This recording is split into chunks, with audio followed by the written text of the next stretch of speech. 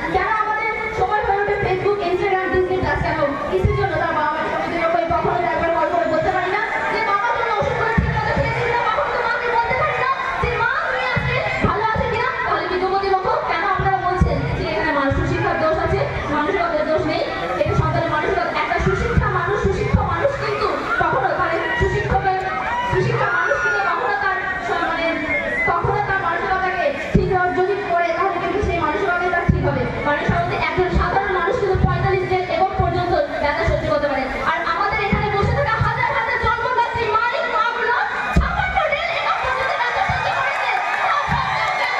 আর সেই ব্যথা যদি আজকে সুস্থ মানুষের প্রয়োগ হয়, সেই সুস্থ মানুষের দৃষ্টি হার ভেঙে চুরমার হয়ে যাবে। তাহলে বিদ্যুৎ পক্ষ আপনারা তারা বলছেন যে এখানে সুশিক্ষা একজন আইপিএস ইউপিএস সে যদি আজকে মানসিকতার জন্য তার বাবা মাকে বৃদ্ধাশ্রমে রেখে দেয়, কতজন তার সে লাম্বরগিনি কিনে আর ইউপিএসসি হয়েছে আর কিনে তার বাবা মা নিয়ে কতজন ঘুরতে যাচ্ছে বলতে পারবেন রেস্টুরেন্টে? তো যাচ্ছে তো তার সেই নায়িকা, তার সেই প্রিয়সী। একটা কথা মাথায় হ্যাঁ, বিগত পক্ষ জীবন যুদ্ধে যারা হেরে গেছেন তাদের সন্তানের ভিন্ন মানসিকতার জন্য আজকে কি সেই কথা জানার পরেও আপনারা কি সন্তানের ভিন্ন মানসিকতাকে ছেড়ে দিয়ে শেষ পারিপার্শ্বিক অজুহাতকে তুলে ধরবেন? বিগত প্রশ্ন হইল বিগত দ্বিতীয় বক্তার কাছে। প্রতিপক্ষের প্রথম বক্তা বলে গেলেন যে সন্তানরা কি সময় পাচ্ছে না তার বাবা মায়ের সঙ্গে সময় টাইম স্পেন্ড করার, সময় পাচ্ছে না তার বাবা মায়ের সঙ্গে ব্যয় করার। একটা কথা কি জানেন মাননীয় সভাপতি, মাননীয় করার এই পৃথিবীতে সময়ের অভাব বলে কিছু নেই, সবকিছু থাকে আমাদের প্রাধান্যের উপর। এই দিন শেষে যদি আমরা প্রাধান্য বাবা মা না হয় ডিজনি প্লাস বা কোনো নারী বা কোনো ভালোবাসার মানুষ, তাহলে তো আমরা প্রশ্ন তো আমরা মানুষের কতই তীব্র প্রতিপক্ষ।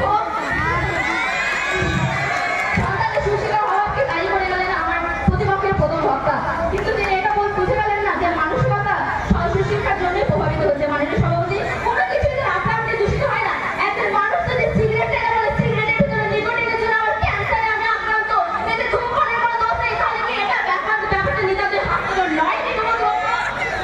বিদ্যুৎপিতা মাতা যদি অবহেলা করা হয় তাহলে এটাই হচ্ছে অবশ্যই সন্তানের মানসিকতারই সমস্যা।